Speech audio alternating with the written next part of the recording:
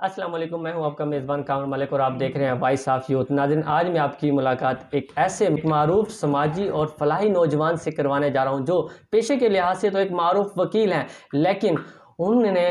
جتوئی کے مسائل خصوصاً ہمارے نوجوان طبقہ اور ہمارے طلباء کے مسائل کو ہر فارم پر ان کے لیے آواز اٹھائی اور ان کے حقوق کے لیے ہر فارم پہ ایک سیاسی اور قانونی جنگ لڑی ہے اور وہ اس میں کامیاب بھی رہے ہیں۔ تھوڑا سا تعارف یہ بتانا چاہتا ہوں کہ انہوں نے خصوصاً جو سردار کوڑے خان ویلفیئر ٹرسٹ کے تحت ان کی وصیت کے مطابق جو تعلیمی ادارے تھے وہاں پہ پہلے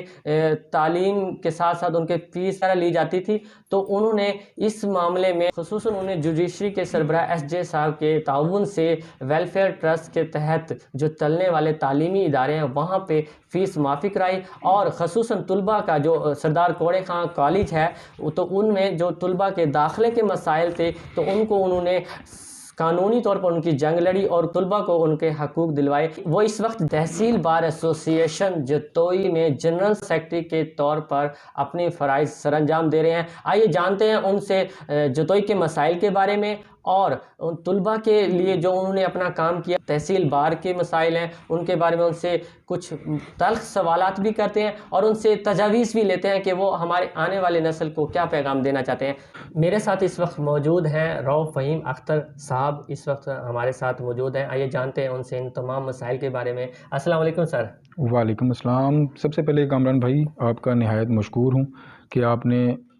اس نوجوان طبقے کے جو پلیٹ فارم آپ چینل کے تھرو چلا رہے ہیں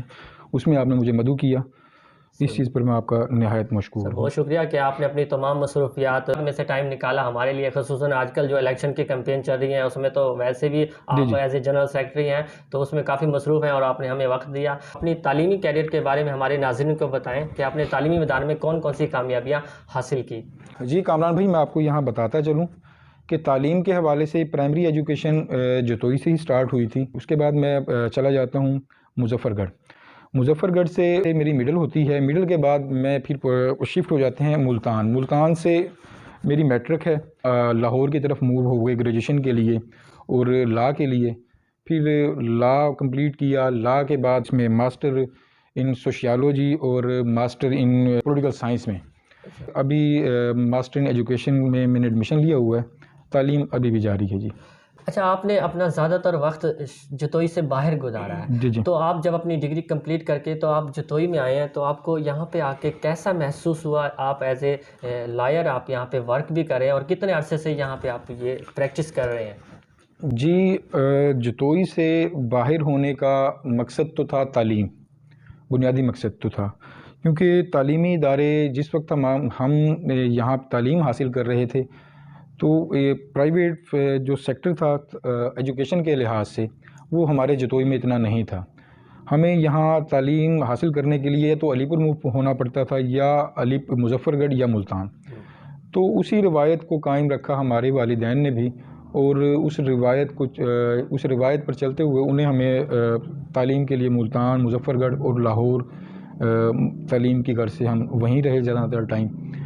اب پھر جو آنے کی وجہ بنی وہ وجہ بنی والد صاحب کی ڈیتھ۔ میں بہن بھائیوں میں سب سے بڑا ہوں،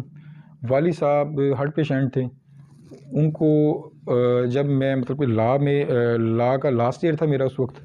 تو ان کو دل کا مسئلہ یعنی کہ جو ہارٹ پرابلم تھی تو ان کو وہ مسائل جو تھے وہ آنا شروع ہوئے، تو اس وجہ سے مجھے پھر ملتان سے واپس جتوئی کی طرف موو ہونا پڑا۔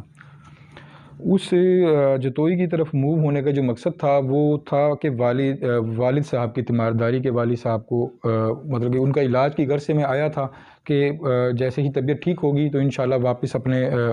واپسی جہاں یا لاہور یا ملتان کی طرف موو ہونے کا پروگرام تھا، لیکن اللہ کی جو رضا ہوتی ہے اس میں انسان کا بس نہیں ہوتا۔ وہ جیسے ہی مطلب کہ والد صاحب کی ڈیتھ ہو گئی، پھر یہاں آپ کی پھر مجبوری بن جاتی ہے کہ آپ نے پھر برادری اور اپنے گھر کے معاملات کو چلانا ہوتا ہے، اس وجہ سے پھر مجھے پریکٹس کا آغاز بھی پھر جتوئی سے کرنا، پریکٹس جو تھی وہ جتوئی سٹارٹ کرنی پڑی، اور اب ماشاءاللہ کافی مطلب کہ اب پریکٹس کے لحاظ سے بھی۔ کتنے عرصے سے آپ یہاں پریکٹس کر رہے ہیں؟ مجھے جتوئی میں پریکٹس کرتے ہوئے سر 5 سال ہو گئی ہیں۔ میری جو سٹارٹ کی جو پریکٹس تھی وہ میں نے ملتان سے سٹارٹ لیا تھا، خواجہ کیسر بٹ صاحب کے پاس سے، وہ اس وقت ممبر پنجاب بار کونسل ہیں۔ تو اس کے بعد وہ آپ کو میں نے بتایا کہ وہ لاسٹ ایئر میرا لا کا چل رہا تھا جب میرے والد صاحب کی طبیعت خراب ہوئی، پھر مجھے موو وہیں اس سلسلے میں جتوئی ہونا پڑ گیا تھا۔ پھر میں نے یہاں پھر جو میرے جو تھے استاد محترم، استاد جو تھے وکالت کی دنیا میں، وہ سعید خان صاحب تھے، پھر میں نے ان کا دفتر جوائن کیا، وہاں 6 سے 8 ماہ میں نے ایز اے جونیئر ان کے پاس کام کیا، پھر میں اپنے مطلب کہ اپنے ہی اپنے آفس کی طرف موو ہو گیا، اور باقاعدہ پھر میں نے اپنا سپریٹ کام یہاں پہ سٹارٹ کر دیا۔ اچھا،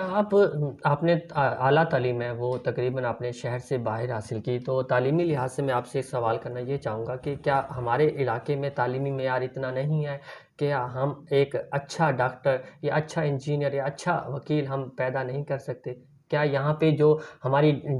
جو ہمارے اسکول ہیں، جو کالجز ہیں، جو ہمارے علاقے کے ہیں، تو ان میں تعلیمی مقدار کیا اتنا کم ہے کہ ہمارے علاقے کے نوجوان جو باہر جا کے وہ تعلیم حاصل کریں؟ تو اس بارے میں آپ کیا پیغام دینا چاہیں گے؟ جی، یہ سوال تو آپ کا ماشاءاللہ بہت ہی اچھا ہے۔ اگر آج سے 10 سے 15 سال پہلے دیکھ لیا جائے تو ہمارے پاس تعلیمی اداروں کا بہت زیادہ فقدان تھا، اور اس لحاظ سے اگر دیکھا جائے تو ہمارے پاس آج بھی کوئی یونیورسٹی لیول کا کوئی بھی آپ کے پاس ادارہ نہیں ہے یہاں پہ۔ آج بھی آپ کوئی اکیڈمیز لائف یہاں پہ ایف ایس سی لیول تک ہی آپ کو مطلب کہ تعلیم دی جاتی ہے، وہ بھی غالباً گنتی کے ادارے کام کر رہے ہیں ایف ایس سی لیول پہ بھی۔ ابھی بھی ہماری جو تعلیم کی جو ضروریات ہیں ہمارے علاقے کی، وہ اس معیار پہ نہیں پہنچی۔ جو والدین اپنے اولاد کو دیکھنا چاہتے ہیں کہ اولاد کو کامیاب دیکھنا چاہتے ہیں، وہ پھر ہمارے ماحول اور ہمارے علاقے کے معیار کے مطابق جو تعلیم ہے وہ سیٹسفائی نہیں ہو پاتے، تو پھر اچھے اداروں کی طرف موو ہونا پڑتا ہے۔ اور کوئی اس میں مذائقہ بھی نہیں ہے کہ اگر آپ تعلیم حاصل کرنے کے لیے اپنے علاقوں سے باہر جاتے ہیں، یہ تو آپ کے سامنے ایک نبی کریم صلی اللہ علیہ وسلم کی ایک حدیث بھی ہے کہ تعلیم کی غرض سے اگر آپ کو چین بھی جانا پڑے تو آپ چلے جائیں۔ تو اس میں کوئی ایسی قباحت نہیں ہے کہ ہمارے علاقے میں اگر کوئی ادارے نہیں ہیں تو ہم کوئی موو ہونا چاہتا ہے تو اس کی اپنی چوائس ہے۔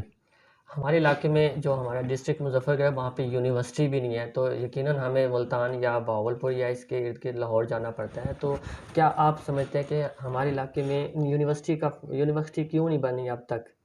یونیورسٹی کے فقدان، یونیورسٹی کا جو مین وجوہات ہیں نا، وہ ہماری ترجیحات کا فقدان ہے۔ اصل وجہ تو ہے جو ہماری جو ترجیحات یہاں رہی ہیں، ہمارا جو علاقہ ہے وہ جاگیردارانہ اور مرشدانہ سیاسی کلچر ہے ہمارا یہاں، کیونکہ ایک طرف یہاں پہ جاگیردارانہ لوگ مطلب کہ حاکم ہیں، تو ایک طرف یہاں پیری مریدی طرز کے لوگ مطلب کہ حاکم یہاں پہ رہے ہیں۔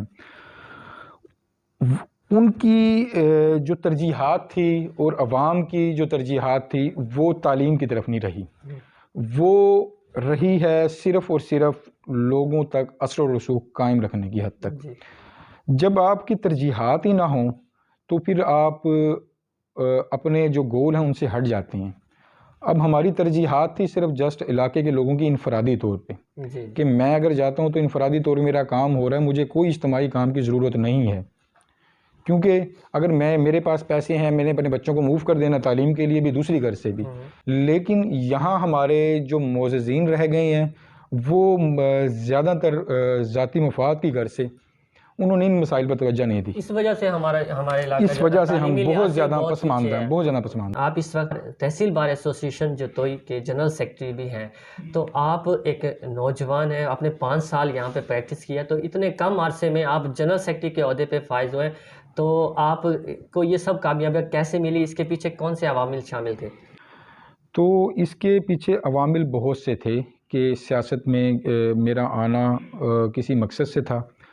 جب میں جتوئی بار میں پریکٹس کے لیے میں جتوئی بار میرے آغاز کیا تو یہاں پر آفس وکلا دفاتر کے مسائل بہت زیادہ تھے۔ سٹارٹ میں آیا، کوشش کی کہ کوئی کسی دفتر کا انتظام کیا جائے، لیکن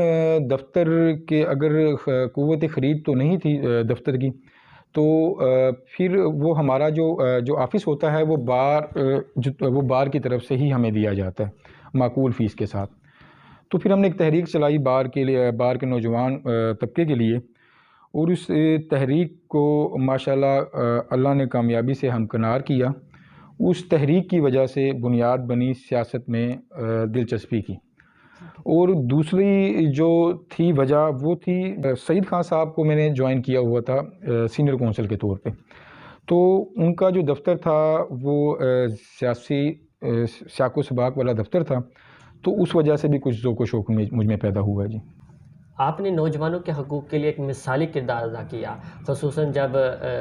ڈگری کالج کے جو طلباء تھے ان کے امتحان کے داخلے کا مسئلہ تھا، اس میں آپ کافی ایکٹیو نظر آئے اور آپ نے اس کے لیے قانونی جنگ بھی لڑی، سیاسی طور پہ بھی جنگ لڑی، اور وہ آپ اس کیس کے بارے میں کیا بتائیں گے ہمارے ناظرین کو، اور اس میں باقی ہمارے جو نوجوانوں کا کیسا کردار رہا؟ جی، میں تو سب سے پہلے اس امر پر نا اللہ کا تو لاکھ شکر ادا کرتا ہوں کہ اللہ نے مجھے اس کام کے لیے چنا، جس سے مفاد عامہ کا یعنی کہ سب لوگوں کا مفاد، یعنی کہ 300 گھرانوں کا مفاد اس تحریک سے جڑا ہوا تھا۔ میں آپ کو اس کا سیاق و سباق ایسے بتاتا ہوں کہ طلباء کی طرف سے گریڈ چوک پر احتجاج کیا گیا پہلے دن، میرے علم میں سوشل میڈیا کے ہی ذریعے ہی آیا، تو کچھ دوستوں سے میں نے معلومات لی، تو انہوں نے مجھے سارا اس کرپشن کے بارے میں ساری تھوڑی انہوں نے مجھے انفارمیشن دی۔ اب حیف ہمارے اوپر یہ تھا کہ ہمارا جو علاقہ ہے وہ تحصیل جتوئی ہے، اور تحصیل جتوئی میں ایشیا کا سب سے بڑا جو ڈونر سردار کوڑے خان صاحب تھے، ان کا تعلق تحصیل جتوئی سے تھا، اور ان کی جو وصیت تھی نا وہ تھی خصوصاً تعلیم کے حوالے سے۔ انہوں نے 84 سے غالباً 88,000 کنال رقبہ وقف کیا تعلیم گورنمنٹ آف پاکستان کو، اس شرط کے اوپر کہ آپ میرے علاقے میں تعلیم کے اوپر کام کریں گے۔ تو اس سرزمین کو جس نے تعلیم کی غرض سے اپنی مطلب کہ پراپرٹی وقف کر دی، وہاں پر 300 گھرانے، وہ گھرانے جو مزدور طبقہ تھے، جو دہاڑی دار طبقہ تھے، موسٹلی وہ طلباء تھے اس میں کہ جو فرسٹ ٹائم اپنی تعلیم حاصل کرتے تھے اور سیکنڈ ٹائم کہیں مزدوری کر کے اپنے گھر کے اخراجات پورے کیا کرتے تھے۔ اگلے دن میں جیسے پہنچتا ہوں گریڈ چوک پہ، تو جو طلباء تھے وہاں پہ موجود تھے، لیکن طلباء وہاں اکٹھے ہوئے تھے، گائیڈ لائن نہ ہونے کی وجہ سے وہ بے ہنگم ہجوم کی طرح کام کر رہے تھے۔ وہاں پراپر ان کو کسی نے مطلب کہ رہنمائی کسی نے نہیں کی۔ وہ رہنمائی اس وجہ سے نہیں ہو سکی کہ جو کالج انتظامیہ تھی ایک اچھے اثر و رسوخ رکھنے والے خاندان سے ان کا تعلق تھا، تو علاقے کے جو معززین تھے یا صحافی بھائی ہمارے کچھ تھے ہمارے ساتھ وہاں پہ، تو زیادہ کھل کے وہاں اس انداز سے کوئی بات نہیں کر پا رہا تھا۔ تو میرے علم میں جیسے ہی آیا تو طلباء سے میں نے وہاں پہ رجوع کر لیا، میں گریڈ چوک پہ چلا گیا، ان طلباء کو لے کے پھر میں وہاں پہ کیا کہتے ہیں اپنے کالج گئے ہیں انتظامیہ کے پاس، وہاں پہ اے سی صاحب بھی بیٹھے ہوئے تھے، ڈی ایس پی صاحب بھی بیٹھے ہوئے تھے، ان کے سامنے پھر ہم نے سارا ان کا کیس رکھا کہ یہ چیز ہمارے علم میں آئی ہے۔ انہوں نے پھر پرنسپل صاحب نے کہا کہ جی میرا ان اسٹوڈنٹ کے ساتھ کوئی تعلق واسطہ نہیں ہے۔ اچھا، انہوں نے اگنور کر دیا تھا؟ انہوں نے طلباء کو اپنا معنی سے اگنور کر دیا تھا۔ اب ہمارے پاس اس کی ریمیڈی جو بنتی تھی، ہماری جو پراپر جو فورم ہے وہ ہمارے پاس ہائی کورٹ ہی بنتا تھا۔ تو میں نے پھر طلباء سے یہ ہمارا وعدہ تھا کہ آپ کے انشاءاللہ ہماری کوشش یہی ہے کہ ہم آپ کا مستقبل سیکیور کریں گے، آپ نے اپنے والدین کے تھرو والدین کے ذریعے ہمارے لیے دعائیں کرانی ہیں آپ نے۔ تو ہم نے پھر اپنے جو طلباء تھے کالج کے ان کو اعتماد میں لیا، اور فی سبیل اللہ ان کے لیے پھر ہم ہائی کورٹ گئے۔ ہائی کورٹ کے بڑے مشکور ہیں، انہوں نے فوراً اس چیز کو اس عمل پہ کارروائی کی، انتظامیہ کے خلاف انہوں نے انکوائری کنڈکٹ کی، اور طلباء جو غریب طلباء تھے انہیں بغیر اضافی فیس کے ان کا جو داخلہ ہے وہ بھجوایا گیا، اور ان کو ایگزامینیشن ہال میں بٹھایا گیا۔ اور اس کے بعد ان کا پھر رزلٹ کا مسئلہ بن رہا تھا بعد میں کہ ان کا رزلٹ نہیں اناؤنس ہو رہا تھا، تو پھر دوبارہ ہائی کورٹ کی طرف رجوع کیا گیا۔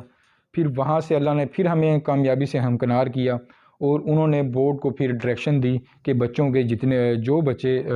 جو رہ گئے تھے، جو بچے لاسٹ ٹائم جن کے رزلٹ آپ نے روک رکھے ہیں، وہ آپ ان کو جاری کریں۔ وہ اللہ نے ماشاءاللہ اس تحریک میں ہمیں کامیاب کیا، ہم اللہ کے لاکھ شکر گزار ہیں، اور اس میں ہمارے نوجوان طبقے نے بہت اچھا کام، جو ہمارا نوجوان طبقہ ہے انہوں نے سوشل میڈیا پہ اس حوالے سے بہت اچھا کام کیا، اور اس کے علاوہ ہمارے نوجوان طبقے نے ان طلباء کا احتجاج میں بہت ساتھ دیا۔ یہ جو تمام کامیابیاں تھیں یہ اللہ کی طرف سے تھی، اور اس میں انسان کا کوئی بس نہیں ہوتا۔ آپ سوشل میڈیا پہ بھی کافی ایکٹیو نظر آتے ہیں اور جی اپنی اپنی رائے کا بالکل کھلے دل سے آپ اظہار کرتے ہیں، جی تو آپ تنقید بھی کرتے ہیں اور کسی چیز کو اچھے اپریشیٹ بھی کرتے ہیں، تو آپ کیا سمجھتے ہیں سوشل میڈیا کا ہماری زندگی میں کتنا اہم کردار ہے اور اس کو نوجوان کس طرح استعمال کر سکتے ہیں؟ جی سوشل میڈیا کے حوالے سے میں آپ کو بتاتا چلوں کہ آج سوشل میڈیا سب سے مضبوط ترین فورم ہے جہاں پہ آپ کمزور سے کمزور آواز کو مضبوط بنا سکتے ہیں اور مضبوط سے مضبوط شخص کو کمزور کر سکتے ہیں۔ بالکل ایسے ہی ہے۔ آپ سوشل میڈیا کے جو فوائد ہیں ان سے کوئی بھی مطلب کہ منہ نہیں پھیر سکتا۔ اب یہ دیکھ لیں کہ آپ کا جو سارا جو پروسیس ہے، جو آج کل آن لائن مارکیٹنگ بھی آپ کی ہوتی ہے، اس کے علاوہ آپ کی کوئی ڈیلز بھی ہو رہی ہیں، بزنس آپ کے آن لائن سوشل میڈیا سے ہی کنیکٹڈ ہیں، بالکل تو سوشل میڈیا آپ کا اس وقت بنیادی آپ کی ضرورتوں کا بنیادی حصہ بن چکا ہے۔ اور آپ اگر سوشل میڈیا سے ہٹ کے ہمارے دوسرے میڈیا کی طرف نظر دوڑائی جائے گی تو دوسرے میڈیا کی طرف سے آپ کو حقائق کی صحیح رسائی نہیں ہوتی رہی، تو اس امر میں سوشل میڈیا بڑا پازیٹیو رول ادا کر رہا ہے، اور اس کی جو مضبوطی ہے وہ آپ بخوبی اندازہ اس بات سے لگا سکتے ہیں کہ موجودہ 5 سے 4 سال میں جو بھی ہمارے پاکستان میں سانحات ہوئے ہیں یا کوئی ایسے مسائل جو ہمارے لیے قابل نفرت ہوں، وہ سارے ہی سوشل میڈیا کے تھرو نوٹسز میں آئے ہیں۔ وہ بعد میں آپ کے ٹی وی چینلز پہ رپورٹ ہوتے ہیں، وہ پہلے ہمیشہ سوشل میڈیا پر ہی پبلک ہوئے ہیں۔ ایسے جتنے بھی سوشل میڈیا کا استعمال صحیح ہونا چاہیے۔ بالکل اگر آپ اس چیز کے استعمال کو غلط رنگ دیں گے تو اس کے فوائد نہیں، اس کے سوسائٹی کو زیادہ نقصانات ہوتے ہیں۔ سوشل میڈیا پر میں نوجوانوں کو تو یہی میری اپیل ہوگی کہ سوشل میڈیا آپ کے لیے ایک بہت زیادہ مضبوط فورم ہے، اس کو آپ صحیح مقاصد کے لیے استعمال کریں گے تو وہ آپ کی سوسائٹی میں اور آپ کے معاشرے میں، آپ کی زندگیوں میں بڑے اچھے ثمرات لے کر آتا ہے۔ اگر آپ اس کو غلط رنگ سے استعمال کریں گے وہ سوسائٹی کے لیے بھی نقصان دہ ہوگا اور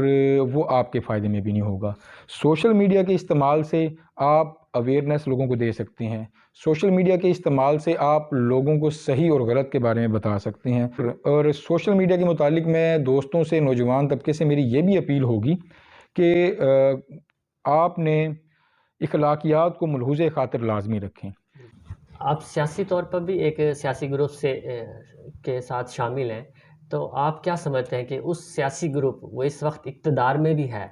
تو آپ کیا سمجھتے ہیں کہ بحیثیت ایک عام شہری کہ آپ کیا سمجھتے ہیں کہ اس سیاسی گروپ نے ہمارے علاقے کے مسائل کو حل کیا، یا آپ ان کو کیا تجویز دینا چاہیں گے کہ وہ ہمارے علاقے کی ترقی میں کیا اہم کردار ادا کر سکتے ہیں؟ میرا بار کی حد تک جو تعلق ہے وہ اختر خان لغاری گروپ سے ہے، اور جو ہے آؤٹر پالیٹکس اس میں نے اپنے آپ کو ابھی منظر عام پر میں نہیں لے کر آیا کسی بھی طرف، اور کیونکہ جو میری لغاری گروپ میں شمولیت تھی وہ پچھلے سال تھی، اس سے پہلے مطلب کہ میرا انٹرسٹ نہیں رہا گروپ میں، سیاسی جو گروپس تھے اس میں زیادہ میں فوکس نہیں رکھا۔ ہمارے علاقے کی پسماندگی کو اگر دیکھا جائے تو پسماندگی میں ابھی ہماری بنیادی مسائل ہیں وہ بھی حل طلب ہیں، تو نوجوان طبقے کے جو مسائل ہیں وہ تو ابھی وہ ثانوی ہی رکھے جائیں گے۔ فرسٹ آف آل جو ہمارے جو یہاں پر کام کیا جانا چاہیے وہ ہمارے عوام تعلیم پہ کام ہونا ہے، ہماری صحت پر کام ہونا ہے۔ اگر یہ تعلیم، صحت، ان چیزوں پہ کام ہو جاتا ہے تو اس کے ثمرات جو ہیں وہ لازمی نوجوان طبقے پر بھی ہوں گے، اور جو نوجوان طبقہ ہے پھر ان دو چیزوں کے آنے سے ان نوجوان طبقے میں اویئرنیس آئے گی، اس اویئرنیس سے پھر آپ حق کی اور سچ کی پہچان کر سکتے ہیں۔ کیا آپ مستقبل قریب میں کسی سیاسی گروپ میں شامل ہونا چاہیں گے؟ کیا آپ سیاست میں آنا چاہیں گے ان فیوچر؟ اور جی اگر آپ سیاست میں آتے ہیں تو آپ کی پریارٹی کیا ہوں گی؟ آپ نوجوانوں کے لیے کیا کام کریں گے؟ ان کے بارے میں ہمیں تھوڑا بتائیں۔ جی میں پھر کامران بھائی آپ کو یہاں یہ بتاتا چلوں کہ ہمارا جو تعلق ہے وہ تحصیل جتوئی، ہمارا جو تحصیل ہے وہ تحصیل جتوئی ہے، اور اگر یہاں کلچر کے حوالے سے بات کی جائے گی تو یہاں جاگیردارانہ سسٹم ہے، اور پسماندگی اور جو حالات ہیں ان کو دیکھا جائے تو میری جو کوالیفیکیشن ہے اور ہمارے علاقے کی جو تعلیم ہے، اور اس کے علاوہ جو فیوڈل سسٹم ہے، اور اس کے علاوہ جو یہاں پہ ہمارے علاقے کی جو روایات ہے اس کو اگر ہم دیکھتے ہیں تو میں اس چیز کو دیکھتے ہوئے میں خود کو لوکل پالیٹکس میں تو انوالو نہیں کرنا چاہوں گا، کیونکہ ہمارا جو یہاں سیاسی کلچر ہے پچھلے 50 سال سے ہم جو یہاں کی عوام ہے 2 گھروں میں بٹی ہوئی ہے۔ ہم یہاں تیسرے پرسن کو قبول نہیں کرتے، اور جب تک ہم تیسرے گروپ کو یہاں قبول نہیں کریں گے تو ہمارے یہاں نہ کلچر میں تبدیلی آ سکتی ہے، نہ ہماری روایات میں تبدیلی آ سکتی ہے، نہ ہماری سیاست میں تبدیلی آ سکتی ہے۔ اب ہم نے اپنے آپ کو خود کو ذہنی غلام تصور کر لیا ہے۔ جب تک ہم اس تصور سے نہیں نکلتے ہم اس ترقی کی طرف، اس راہ کی طرف گامزن نہیں ہو سکتے جو آپ اور میں سوچتے ہیں۔ ہمارا سوچنا بے شک ہو سکتا ہے سیاست کی طرف آنے کا، لیکن ابھی گراؤنڈز تحصیل جتوئی میں اس طرح کے نہیں ہیں کہ آپ اور میری طرح کے بھائی سیاست میں حصہ لیں۔ ہمارے علاقے کے ایک اہم مسائل میں سے سب سے اہم مسئلہ غربت ہے اور بے روزگاری ہے، تو آپ کیا سمجھتے ہیں کہ اس میں ہمارے نوجوانوں کا کیا کردار ہے، اور آپ اس کے بارے میں ان کو کیا تجاویز دینا چاہیں گے؟ غربت اور بے روزگاری کے حوالے سے جو آپ سوال کر رہی ہیں وہ اگر ٹائم کا تعین دیکھا جائے تو اس وقت پوری دنیا ہی ان مسائل سے دوچار ہے، لیکن تحصیل جتوئی میں آپ کو ان مسائل کے حوالے سے جو آپ کو میں بتانا چاہوں گا کہ یہاں بے روزگاری اور غربت کی جو شرح ہے وہ پاکستان کے دوسرے علاقوں سے زیادہ ہے۔ وہ اس وجہ سے یہاں کہ ہمیں ہمیشہ ہی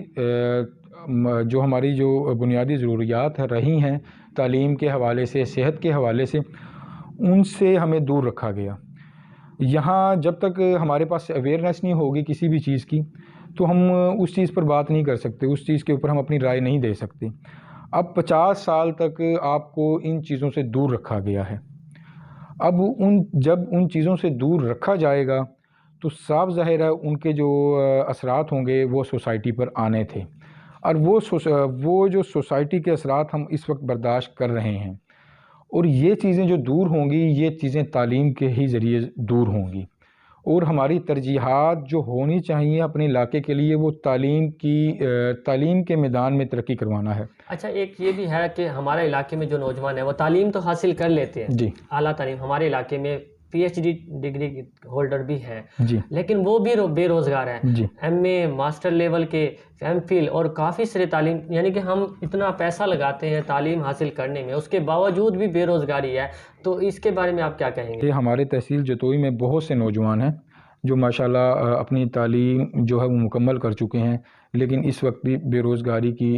جو صورتحال ہے اس سے جوجھ رہے ہیں۔ یہ جو بے روزگاری ہے یہ تو ویسے ایک عالمی مسئلہ ہے،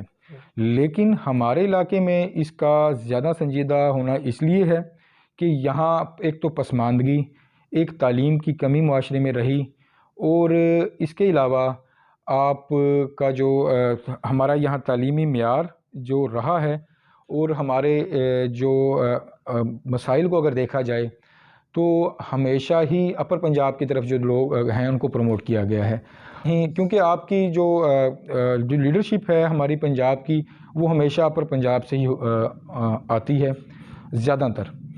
اگر ہمارے لوور پنجاب سے کوئی لیڈرشپ آتی ہے تو اس میں اتنی قابلیت نہیں ہوتی کہ وہ اپنے علاقے کو اس معیار پر لے جائیں جو اپر پنجاب کے لوگ جس معیار تک لے کر جا چکے ہیں۔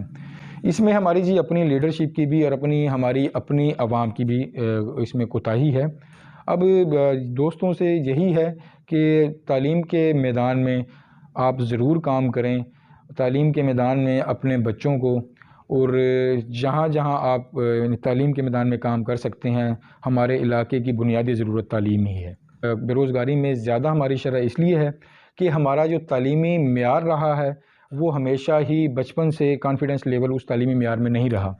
ہمیں کتابوں کی حد تک رکھا گیا، کتاب ہمیں لکیر کے فقیر کے طور پہ ہی مطلب کہ پڑھایا جاتا رہا۔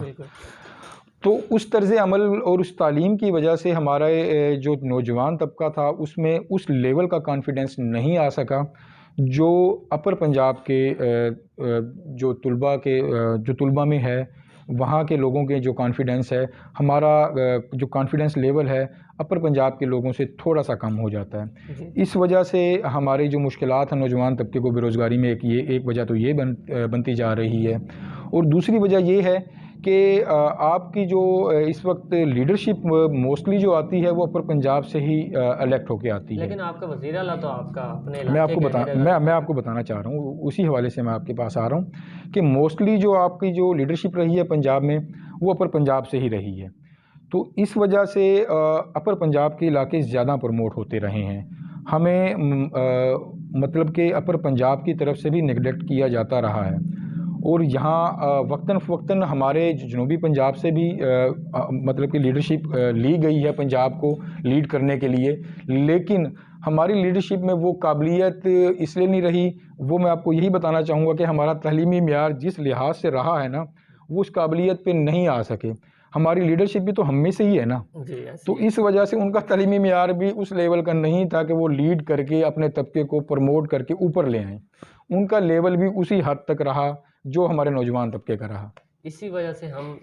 وجہ سے ہم آج کل بے روزگاری اور غربت جیسی جو صورتحال ہے اس سے جوجھ رہے ہیں۔ اچھا، جتوئی میں ہمارے نوجوان جو ہے نا منشیات جیسی لعنت میں کافی ملوث پائے جاتے ہیں، تو آپ نے as a general secretary tehsil bar association آپ نے ایک مہم بھی چلائی منشیات کے خلاف اور آگاہی بھی دی ہے، تو اس میں نوجوانوں نے آپ کو کیسا رسپانس دیا؟ تو وہ تحریک کتنی کامیاب ہوئی؟ اس مہم کے حوالے سے تو آپ کو میں یہ بتاتا چلوں کہ اس مہم کے بڑے اچھے ثمرات ہمیں ملے۔ اس مہم کا بنیادی جو مقصد تھا وہ نوجوان طبقے میں اویئرنیس تھا، کہ منشیات کے حوالے سے اویئرنیس، کیونکہ جہاں پسماندگی، بے روزگاری اور غربت ہوگی وہاں پہ ایسی سماجی برائیاں ضرور جنم لیتی ہیں۔ ان سماجی برائیوں کو دیکھتے ہوئے ہی ہم نے اس مہم کا آغاز کیا تھا۔ بنیادی مقصد تھا کہ جو یہاں کے نوجوان طبقہ ہے ان کو میدان کی طرف لایا جائے۔ وہ میدان کی طرف کیسے لایا جائے اس کے اوپر ہم نے اس مہم میں ہم نے کام کرنا تھا۔ اس میں فرسٹ آف آل ہم نے مطلب کہ علاقے کے نوجوانوں کو دلچسپی علاقے کے نوجوانوں کی اس میدانوں میں لانے کے لیے ہم نے وکلا کی ٹیموں کا آپس میں میچ کروایا تاکہ نوجوان طبقہ جو ہے تھوڑا سا اس میں اپنا انٹرسٹ شو کریں۔ وہ ہمارا کوئی 5 سے 10 دن کا ٹورنامنٹ تھا، اس میں بہت سے نوجوان مطلب کہ پھر جڑنا شروع ہو گئے باقاعدہ، اور اس وقت ماشاءاللہ وہ میدان ہم نے جو مہم ہم نے شروع کی تھی جس میدان سے، ماشاءاللہ وہ میدان ہم نے آباد کر دیا ہے۔ اس کے علاوہ جو بچوں کا جو ہمارے جو نوجوان طبقہ ہے اس کی ترجیحات کو ہمیں تھوڑا سا تبدیل کرنا پڑے گا منشیات کی روک تھام کے حوالے سے۔ اس کے لیے آپ کو اسکول اور کالجز میں غیر نصابی سرگرمیوں کا اضافہ کرنا پڑے گا۔ ہمارے اسکول اور کالجز کو صرف کتابوں کی حد تک باؤنڈ کر دیا گیا ہے۔ پہلے مطلب کہ جو بورڈز کی طرف سے اور پنجاب کی طرف یا صوبے کی طرف سے یا ڈسٹرکٹ لیول پہ جو آپ کی سپورٹس ہوا کرتی تھی، اب تعلیمی اداروں میں وہ بھی بند ہو چکی ہے۔ اس میں غیر نصابی سرگرمیاں اگر آپ طلباء میں لے کر آئیں گے، اس سے غیر نصابی سرگرمیوں سے آپ کو فائدے، اس کے جو فائدے ہیں اس کے جامع فائدے ہیں۔ اس سے ایک تو آپ کے میدان آباد ہوتے ہیں، اس سے آپ کا نوجوان غلط کاموں کی طرف نہیں جاتا۔ اس کے علاوہ نوجوان طبقے میں ڈسپلن پیدا ہوتا ہے۔ اب کھیل کی طرف آئیں گے تو آپ نے آرڈر فالو کرنے ہوتے ہیں، آپ نے رولز کھیل کو دیکھ کے فالو کرنے ہوتے ہیں۔ اس چیز سے پھر آپ کے نوجوان میں ڈسپلن آتا ہے. اس لیے کھیل نوجوان کے لیے ضروری ہے اور کھیلوں کے میدان کو آباد ہونا چاہیے, اور جہاں کھیل کے میدان آباد ہوتے ہیں وہاں ہسپتال اور وہاں منشیات کے اڈے غیر آباد ہوتے ہیں. ایک اہم مسئلہ یہ بھی ہے کہ ہمارے علاقے میں کھیل کے گراؤنڈ جس کمی ہے, بالکل گراؤنڈز کی کمی ہے, اور خصوصاً جو ہمارے ایک ہی اسٹیڈیم ہے ہمارے علاقے میں, اور وہ بھی شہر سے بہت دور بنایا گیا, تو نوجوان وہاں جاتے ہوئے بھی کرتے رہتے ہیں. تو اس کے بارے میں آپ کیا چاہیں گے؟ ایک پارک ہے, اس کو بھی ہمارے نوجوانوں نے کھیل کا میدان بنا دیا, حالانکہ وہ بھی ٹوٹ پھوٹ کا شکار ہوگا, لیکن وہ جگہ ایسی ہے کہ لوگ اپنی جو تھوڑی بہت ایکٹیویٹی ہیں وہیں پہ کرنے پہ مجبور ہو جاتے ہیں. تو آپ کیا کہیں گے کہ یہ کھیل کی طرف ہم نوجوانوں کو تو لے آئیں, لیکن ہمارے پاس میدان نہیں ہوں گے تو ہم ان کو کیسے ابلائج کر سکتے ہیں؟ جی میں آپ کو اس کا جواب ایک قرآن کریم میں ایک آیت ہے جس کا مفہوم ہے کہ جیسے عوام ویسی حکمران. اس کا مفہوم بتا رہا ہوں آپ کو, مکمل ترجمانی میں نے اس کو بتایا آپ کو. تو اس حوالے سے تو جی ہماری جو ترجیحات ہیں, نہ ہی ہمارے حکمرانوں کی کچھ ایسی رہی, نہ ہی ہماری عوام کی کچھ ترجیحات اس قسم کی تھی. ہمارے جو یہاں کی ہماری جو لیڈرشپ تھی جو آتی رہی اقتدار میں, ان کے جو انٹرسٹ تھے وہ طبقے کی طرف نہیں تھے, وہ اپنے گھر کی طرف ہی رہے موسٹلی. اچھا, زیادہ تر ہمارے جو مطلب کہ جو ہماری لیڈرشپ رہی ہے, تو اس لیے انہوں نے رفاہی عامہ کے جو پروجیکٹ تھے ان پہ زیادہ کام نہیں کیا. اگر کوئی ایسا پروجیکٹ جس پر رفاہی عامہ, مثال کے طور پر آپ کے سامنے ایک اسٹیڈیم بنایا گیا جو شہر سے 5 سے 6 کلومیٹر دور بنایا گیا, اور غالباً وہ ایسی لوکیشن میں بنایا گیا ہے کہ وہاں آپ مغرب کے بعد یا عصر کے بعد جانا مطلب کہ مناسب نہیں سمجھتے. وہ وجہ کیا ہے؟ وہ وجہ یہاں پھر ہمارا وہی ترجیحات ہیں کہ ہماری جو لیڈرشپ بھی رہی ہے وہ سنسیئر نہیں رہی ہماری عوام کے ساتھ. وہاں شفٹنگ کرنے کا مقصد تو ہمارے علم میں تو کچھ جو سمجھ آتی ہیں چیزیں وہ ذاتی مفاد ہی رہا ہے, ایسے پروجیکٹ کا مختلف جگہوں پر وہ کرنا. اب آپ کے سامنے ہی ہے اس کا ہے غالباً ماشاءاللہ سر, وہ 2013 کے الیکشن سے بن رہا ہے اور ابھی تک وہ مکمل نہیں ہوا, اور وہ ابھی بھی غیر آباد ہے. وہ ابھی بھی غیر آباد ہے, اور وہ آنے والے وقتوں میں وہ ہمارے لیے سفید ہاتھی ہوگا جس میں ہماری نمائندگی اگین اینڈ اگین فنڈ لیتی رہے گی اور کمیشن کھاتی رہے گی, اور وہ اسی کنڈیشن میں ہی چلتا رہے گا. دوسری صورتحال 1122 کی آپ کے سامنے ہے, 2013 سے ہے یہ آپ کے سامنے. آپ کے یہ دیکھ لیں کہ ہماری عوام کا فوکس ہی نہیں ہے نا ان کی طرف. ہماری بلڈنگیں بنا دی گئی ہیں, محل نما بلڈنگیں, اس وقت وہ تقریباً کھنڈرات بنتی جا رہی ہیں.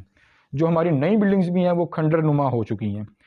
اب ہماری جو نمائندگی ہے اور جو ہماری عوام ہے ان کی ترجیحات نہ ہو تو اس میں ہم اور آپ جیسے نوجوان طبقہ ہے وہ سوشل میڈیا پر بیٹھ کے اس پر تنقید کی جا سکتی ہے. باقی مسائل کے حل جو ہیں ابھی صورتحال الیکشن کی طرف آئے گی. امید ہے انشاءاللہ کہ جو نیکسٹ الیکشن میں جو لوگ آئیں گے انشاءاللہ ہمارے علاقے کے ساتھ سنسیئر ہوں گے, ہماری ترجیحات کو سمجھنے والے ہوں گے. آپ ہمارے علاقے میں نا نوجوانوں کا بھی اتنا شعور نہیں ہے جی, تو کہ وہ اپنے حقوق کے لیے آواز اٹھائیں. تو ہم کس طرح اپنی عوام کے اندر, اپنے نوجوان کے اندر شعور لے کے آ سکتے ہیں تاکہ وہ اپنے حقوق کے لیے تو لڑیں, کم از کم اپنے ایک انفرادی طور پہ نہیں, ایک اجتماعی طور پہ ہم اپنے حقوق کے لیے آواز اٹھائیں. تو ان کو آپ کیا تجویز دیں گے کہ وہ کس طرح اپنے حقوق کے لیے آواز اٹھا سکتے ہیں؟ جی یہاں پھر میں کامران بھائی آپ کو وہ بتاتا چلوں کہ ہمارے ذہنوں پر بھی اور ہمارے علاقوں پر بھی ہمیشہ ہی وہ گھرانے قابض رہے ہیں جنہیں ہم نے ذہنی طور پر ہم نے مان لیا ہے, جن کو تصور کر لیا ہے, ایلیٹ کلاس میں ہم سے سپیریئر تصور کر لیا ہے.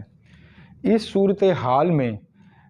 ہمارا جو نوجوان طبقہ, اب کا جو نوجوان طبقہ ہے, اس کو زیادہ محنت کرنے کی ضرورت ہے, کیونکہ ہم سے جو پہلے کی جو یوتھ ہے ان کا جو ٹائم گزرا ہے وہ انہی نمائندگی اور انہی گروپس میں گزرا ہے. ان کی ترجیحات جو رہی ہیں وہ ان کے مطابق ہی رہی ہیں. اب نوجوان طبقے کی ترجیحات جو ہیں وہ نوجوان طبقے نے خود طے کرنی ہے، اور نوجوان طبقے کے پاس جو فورم ہے وہ آج کے دور میں سب سے جو مضبوط فورم ہے وہ سوشل میڈیا کا فورم ہے، بالکل اور نوجوان طبقہ سوشل میڈیا کے فورم سے اور اپنی یکجہتی سے بہت سی تبدیلیاں لا سکتا ہے۔ اسی لیے ہمارے چینل وائس آف یوتھ نوجوانوں کی آواز بن کے ابھرا ہے۔ ہم اپنے علاقے کے نوجوانوں کو پروموٹ کرتے ہیں، اپنے علاقے کے جو مسائل ہیں، جو حقوق ہیں ہمیں ملنے چاہیے، اس کے لیے ہم آواز اٹھاتے ہیں، اور اسی لیے میں آپ سب نوجوانوں سے یہی گزارش کرنا چاہوں گا کہ آپ ہماری آواز کا حصہ بنیں، آپ اپنے حقوق کے لیے لڑیں، اور اس کیمپین کا، اس تحریک کا حصہ بنے۔ یہ غیر سیاسی ہے، صرف اپنے انفرادی حقوق کے لیے نہیں، صرف اجتماعی حقوق کے لیے آپ ہماری آواز بنیں۔ آپ اس وقت نوجوان جنرل سیکرٹری ہیں تحصیل بار ایسوسیشن کے، تو آپ نے اپنی جو مدت ہے، جو ٹینیور ہے، اس میں آپ اپنی کارکردگی سے مطمئن ہیں؟ آپ نے ایسے کیا کارنامے کیے جو آپ چاہتے ہیں، آپ سمجھتے ہیں کہ آپ آنے والی نسل کے لیے آپ نے ایک اچھا پیغام دیا ہے؟ جی کامران بھائی، آپ نے جو سوال کیا ہے میری جنرل سیکرٹری شپ کے بارے میں، اس کے حوالے سے میں آپ کو بتاتا چلوں کہ اپنی ذات کی حد تک میں کافی حد تک مطمئن ہوں کہ محدود وسائل میں جو ہم کر سکتے تھے ہم نے ڈلیور کرنے کی کوشش کی ہے۔ باقی ہر شخص کو آپ راضی بھی نہیں کر سکتے اور ہر شخص کو آپ ناراض بھی نہیں کر سکتے۔ اس حوالے سے بار کے حوالے سے جو چیزیں جن دوستوں سے بار میں جو ہمارے وعدے تھے وہ کافی حد تک ان کو ہم نے پورا کرنے کی کوشش کی۔ بار کے حوالے سے آپ کو 2-3 چیزیں میں آپ کو پازیٹیو یہ بتا دوں کہ پنجاب بار کونسل کی طرف سے اس وقت بکس پر بین ہے، وہ کسی بھی بار ایسوسیشن کو بکس مہیا نہیں کرتی۔ یہ ہماری ایک ذاتی کاوش تھی جس میں ہم نے جسٹس صاحبان کو انوالو رکھا، اس میں پنجاب بار کونسل کو انوالو کیا، اور تحصیل بار ایسوسیشن جتوئی کے لیے پنجاب بھر کی واحد تحصیل جتوئی ہے جس کو پنجاب بار کونسل نے خطیر رقم کی کتابیں ہمیں مہیا کی۔ اس کے علاوہ جو پنجاب کی سطح پر دوسرا ہماری تحصیل بار کونسل کا جو دوسرا کام تھا وہ تھا وکلا کے لیے نادرہ میں ایک الگ کاؤنٹر۔ وکلا کو مسائل تھے ہمارے نادرہ میں کافی، کیونکہ نادرہ جو ہے ہمارا جتوئی میں ایک ہی آفس ہے غالباً 7 لاکھ کی آبادی کو ڈیل کرنے کے لیے، اور وہاں رش کی وجہ سے اور ہمارا جو سسٹم جو یہاں ہے بنیادی آپ کو پتہ ہے اویئرنیس نہ ہونے کی وجہ سے کرپشن جیسے معاملہ زیادہ ہے، اس وجہ سے وہاں ہمارے جو وکلا حضرات تھے ان کو پراپر سروس نہیں مل پا رہی تھی۔ اس سروس کی مد میں ہم نے پنجاب نادرہ جو ڈیل کر رہے ہیں اس کمیٹی کے ساتھ ہم نے میٹنگ کی، ان کو بار میں اپنے مدعو کیا گیا، انہوں نے پھر ہمیں وہاں سے ایک الگ کاؤنٹر یعنی کہ مہیا کیا۔ پھر اس کے بعد ان کی پالیسی ہمارا وہ غالباً جو الگ کاؤنٹر تھا وہ 7 سے 8 ماہ چلتا رہا۔ اس کے بعد ایک نئی پالیسی ان کی طرف سے جاری کی گئی نادرہ کی طرف سے کہ اب کاؤنٹر جو مخصوصیت ہے جو کاؤنٹر کی وہ ہم مخصوص نہیں کر پائیں گے، کیونکہ اس کے لیے ان کی ٹوکن پالیسی چینج ہوئی کہ آپ کو آ کے تصویر بنانی پڑتی ہے، تصویر کے بعد ایک پروسیس وہ چینج ہو گیا کہ وہاں پہ حاضری ضروری ہوتی تھی۔ تو اس وجہ سے اب جو کاؤنٹر کی تعداد میں جو 50 ٹوکن کی کاؤنٹر تھا، اب وہ 50 ٹوکن ہمیں شفٹ کر دیے گئے ہیں ڈیلی بیسس پہ۔ چلوں ہم نے 18 کنال رقبے کی بابت قبضہ حاصل کر لیا ہے، وہ انشاءاللہ ہماری کوشش تو تھی کہ اسی اپنے ٹینیور میں ہی نوجوان دوستوں کو دفاتر مہیا کر دیں، لیکن اس میں مسئلہ ایک راستے کا ہے کہ وہ اس کو راستہ باہر سے کہیں نہیں مل پا رہا۔ اس راستے کی بابت ہائی کورٹ کو ہم نے لیٹر لکھ دیا ہے، انشاءاللہ ود ان ڈیز یا تو ہمارے ہی ٹینیور میں شاید اس کا مطلب کہ اس آرڈر پہ کوئی ججمنٹ آ جائے، یا جو آنے والی جو ہماری کابینہ ہوگی ان کے ٹینیور میں انشاءاللہ وہ قبضہ ہمیں مکمل مل جائے گا۔ اور اس کے علاوہ ہماری شجرکاری مہم تھی، اور اس کے علاوہ ہماری شجرکاری کے علاوہ ہمارا بار کو رینوویٹ کرنا، وہ ہماری بار کی رینوویشن اس وقت چل رہی ہے، اور اس کے علاوہ آپ کو میں یہ بتاتا چلوں کہ وکلا کے لیے ہم نے پارکنگ کے لیے انتظام کرنا تھا. اس وقت تو میں نے وہاں پہ وکلا کی پارکنگ کے لیے ٹائلز کا کام جو تھا وہ مکمل کر لیا گیا ہے. اب ہماری رہ گیا ہے ان کے جو شیڈ جو لگانا ہے اوپر، اس کی بابت وہ کام رہ چکا ہے. تو انشاءاللہ کوشش ہے کہ وہ اس کو بھی کمپلیٹ کرا لیا جائے. اور دوستوں سے جو وعدے کیے تھے کافی حد تک ہم نے پورے بھی کیے ہیں. اگر اب ہم عوام کی طرف جو مطلب کہ ہم نے جو کام کیا اس کی طرف آپ کی جو میں نظر کروانا چاہوں گا، وہ ہمارے میجر جو کام تھے عوام کی طرف سے وہ 2 سے 3 ہمارے کام تھے. ایک تو شروعات میں نے 2 سے 3 چیزیں میرے مائنڈ میں تھی کہ ہم کوشش کریں گے کہ اپنے علاقے میں جو ادارے آپریشنل نہیں ہیں ان کو ہم آپریشنل کرائیں. اس میں سٹارٹ نے بار کی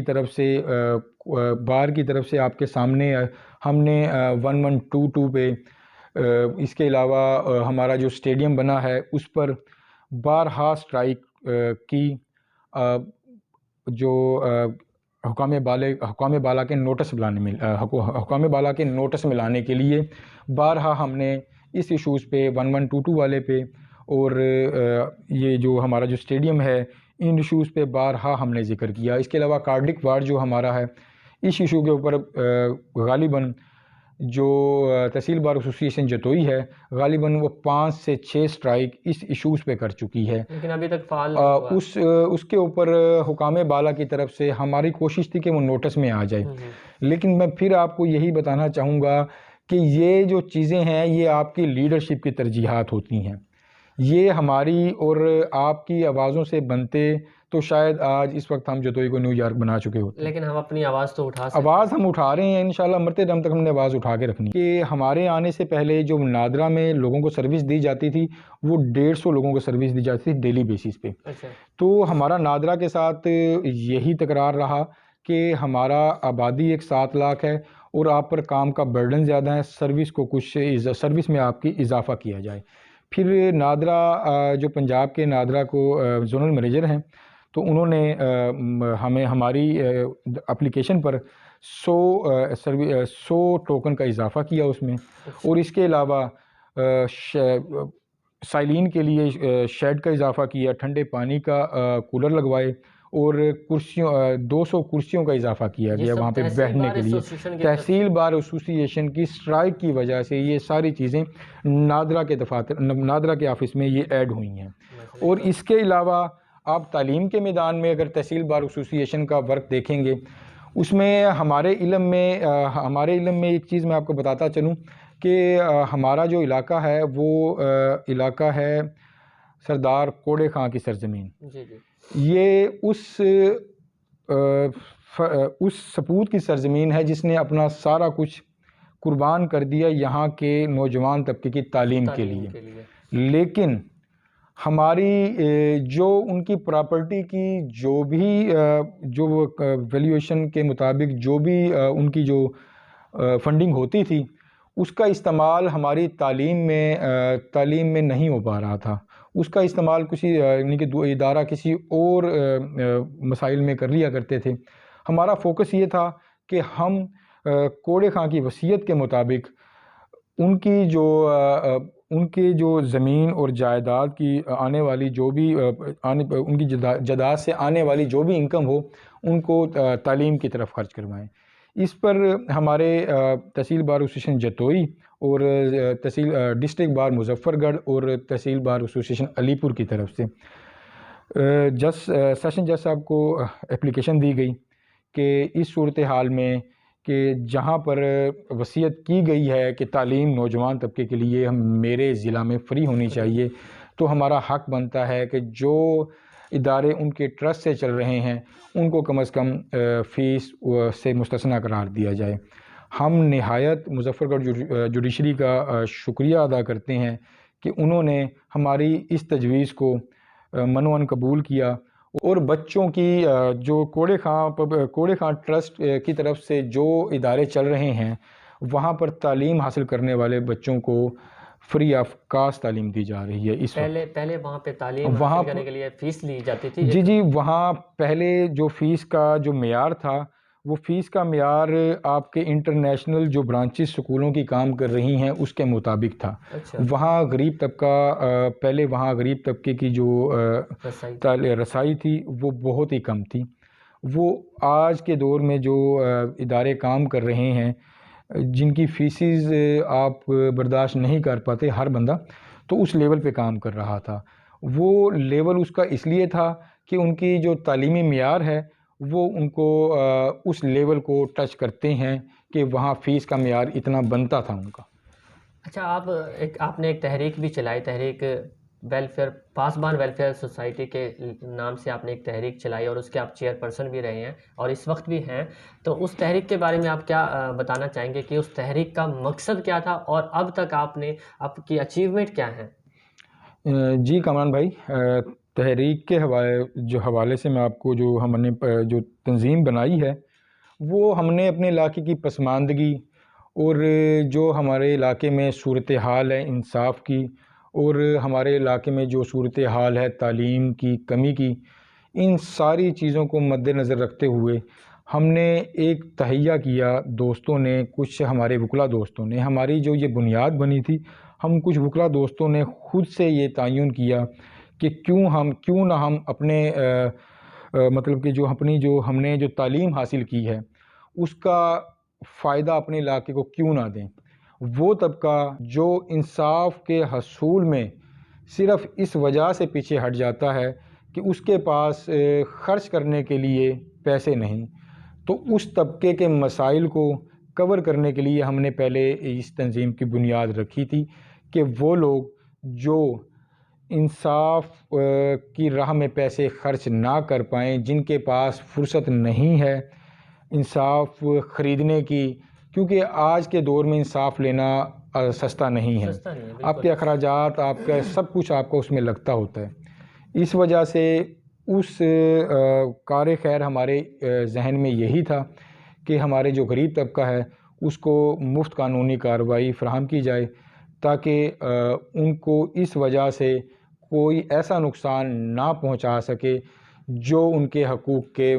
مترادف ہو۔ آپ مستقبل میں اس تحریک کو آگے کیسے لے کے جا سکتے ہیں؟ مستقبل میں سر مستقبل میں تحریک کی جو آگے لے جانے کا سلسلہ ہے وہ ہمارا قائم ہے ابھی بھی۔ اس میں ہم نے آگے مزید اپنے صحافی دوستوں کو، صحافی جو تنظیمیں ہماری جتوئی میں کام کر رہی ہیں انہوں نے ہمارا بہت کھل کے ساتھ دیا۔ میں کوڑے خاں جو کوڑے خاں گروپ ہے، ہمارے وزیر بھائی والا کے گروپ ہے، ایک ایدھی ہمارا یہاں گروپ کام کر رہا ہے، جو ہمارے اس وقت جو صحافت میں جو گروپس کام کر رہے ہیں ماشاءاللہ بہت اچھا کام کر رہے ہیں۔ اس تنظیم میں ہم نے ان گروپس کو بھی شامل کیا کہ آپ ہمیں علاقے کے مسائل کی نشاندہی کریں، قانونی انداز سے ان کو حل کی طرف انشاءاللہ فی سبیل اللہ ہم خود لے کر جائیں گے۔ بالکل، یہ تو آپ کا ایک بہت اچھا مشن ہے، اللہ تعالیٰ آپ کو اس میں کامیاب بھی کریں۔ آپ آخر میں آپ ہمارے نوجوانوں کو ہمارے پلیٹ فارم کے توسط سے کیا پیغام دینا چاہیں گے کہ وہ اپنے ملک میں، اپنے علاقے میں، اپنے معاشرے میں ترقی کیسے حاصل کر سکتے ہیں، اس میں ان کا کیا کردار ہے؟ آپ ہمارے نوجوانوں کو کیا پیغام دیں گے اس بارے میں؟ جی کامران بھائی، میں پیغام دینے سے پہلے تو آپ کو سب سے پہلے مبارکباد پیش کروں گا، کیونکہ نوجوان طبقے کی نمائندگی میں جس پلیٹ فارم کا آپ نے اضافہ کیا ہے وہ ہمارے علاقے کی ضرورت بھی تھی۔ آپ جیسے نوجوان طبقہ ہی ایسے پلیٹ فارم مہیا کر کے ہمارے جو علاقے کے جو دوست ہیں، جو ہمارے علاقے کے باسی ہیں، ان تک مسائل کی نشاندہی آپ جیسے نوجوان دوستوں کی وجہ سے ہی ہوتی ہے، اور آپ جیسے نوجوان دوستوں کی وجہ سے ہی ڈائریکشن ملتی ہے دوستوں کو صحیح کی اور غلط کی۔ اس چیز پر کامران بھائی میں آپ کو مبارکباد پیش کروں گا، اور یہ آپ ایک جہاد کر رہے ہیں اور اس کا آپ کو اس دنیا میں بھی اور اللہ کی عدالت میں بھی آپ کا اس کا اجر آپ کو ملنا ہے۔ جی، میری نوجوان طبقے سے تو یہی اپیل ہوگی کہ خاندانی دباؤ سے بچتے ہوئے علاقے کے مسائل کو ترجیحات میں شامل رکھیں، سوشل میڈیا پر مسائل کی نشاندہی وقتاً فوقتاً کرتے رہا کریں، اور اس کے علاوہ علاقے کی لیڈرشپ کی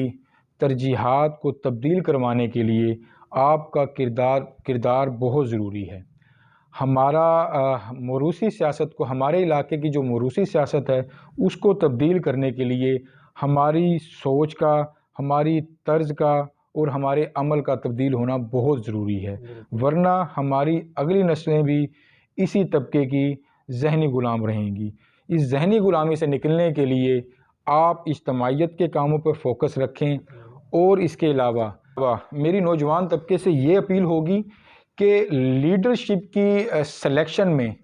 اور دوستوں کو بھی موقع دیں، ان گروپ تک باؤنڈ نہ رہیں، اور نوجوان طبقہ جو کام کر رہا ہے اس کو بھی آپ کو قبول کرنا چاہیے۔ جب تک آپ قبول نہیں کریں گے آپ کے علاقے میں تبدیلی ممکن نہیں ہے۔ ہمارے علاقے میں جب تک نئی لیڈرشپ اور نئے گروپس کا اضافہ نہیں ہوگا، ہمارا علاقہ نہ ہی پسماندگی سے باہر نکل سکے گا، نہ ہی جہالت سے نکل سکے گا۔ اس لیے ضروری ہے قبول کیجئے کسی ایسے تیسرے، چوتھے، پانچویں گروپس کو جو ہمارے علاقے کے مسائل کو اجاگر کرے، علاقے کے مسائل کو حل کی طرف لے کر جائے۔ انہی دو گروپس کی طرف اگر آپ نے اپنی نظریں،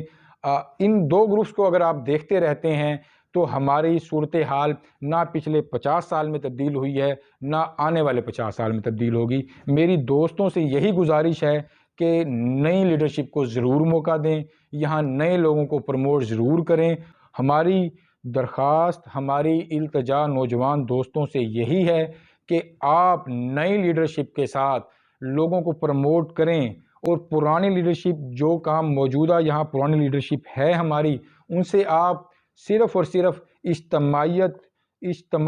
اجتماعی کاموں کی طرف ان کو راغب کرائیں، اور اپنے علاقے کے مسائل کو حل کرانے کے لیے ان لوگوں کو لے کر آئیں جو واقعی آپ کے علاقے سے مخلص ہوں، جو آپ کی اپنی عوام سے مخلص ہوں، اور جو دلوں میں درد رکھتے ہوں، اور جو آپ کو ہر ضرورت کے وقت مہیا ہوں۔ روز صاحب، آپ کی نوجوانوں کے لیے جو خدمات ہیں، خصوصاً ہماری تعلیمی میدان میں آپ نے اہم کردار ادا کیا، اور طلباء کے حقوق کے لیے آپ نے سیاسی اور قانونی جنگ لڑی، اور اس میں آپ کو اللہ تعالیٰ نے کامیابی بھی دی ہے۔ تو ہم اسی طرح ہم چاہیں گے کہ آپ آگے اسی طرح ورک کرتے رہیں، اور ہمارے جو نوجوان طبقے کو پروموٹ کرتے رہیں، اور اس میں آپ کا کردار ایک اہم ہے۔ اسی کردار کو سراہتے ہوئے ہمارے چینل وائس آف یوتھ کی طرف سے آپ کو ایک اعزازی شیلڈ دی جاتی ہے، آپ اس کو قبول کریں سر۔ بہت مہربانی کامران بھائی، اللہ آپ کو، آپ کے چینل کو، آپ کو استقامت میں رکھے، اللہ آپ کے چینل کو مزید ترقی دے، اور آپ کو مزید ترقی دے، اور ثابت قدم رہنے کی توفیق عطا فرمائے۔ آمین۔ آخر میں ان تمام دوستوں کا، اپنے سیاسی گروپس کا شکریہ ادا کرنا چاہوں گا کہ ان کی وجہ سے مجھے وکلا کی نمائندگی کرنے کا موقع ملا، کیونکہ مجھے جو سپورٹ کیا گیا تھا وہ ہمارے تمام سیاسی گروپس نے مجھے سپورٹ کیا، میں ان چیز پر ان کا شکریہ ادا کرتا ہوں۔